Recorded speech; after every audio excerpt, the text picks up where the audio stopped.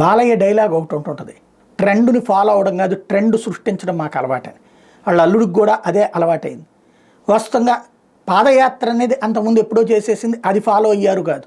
ఆ సందర్భంగా తను రైట్ చేసిన పాయింట్ రెడ్ డైరీ, ఓ పుస్తకంలో మీ జాతకాలు రాస్తున్నాను, పోలీసుల జాతకాలు రాస్తున్నాను, అధికారుల జాతకాలు రాస్తున్నాను, స్థానిక రాజకీయ నాయకుల జాతకాలు రాస్తున్నాను, తెలుగుదేశాన్ని ఇబ్బంది పెట్టినటువంటి వాళ్ళందరి జాతకాలు రాస్తున్నాను, వాళ్ళంతు చూస్తాను అన్నటువంటి ప్రకటన.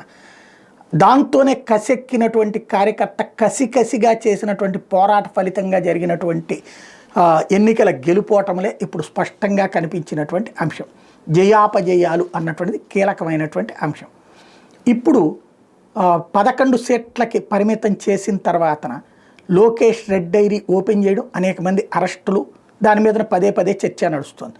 మొదట్లో వీళ్ళు నెగిటివ్గా ప్రొజెక్ట్ చేసిన క్రమంగా రెడ్ డైరీ అనేటటువంటి దాంట్లో తప్పేం లేదన్నటువంటి కాన్సెప్ట్ని తీసుకెళ్లడంలో లోకేష్ సక్సెస్ అయ్యాడు. ఇప్పుడు అందుకనినే కొత్త డైరీలు వస్తున్నాయి.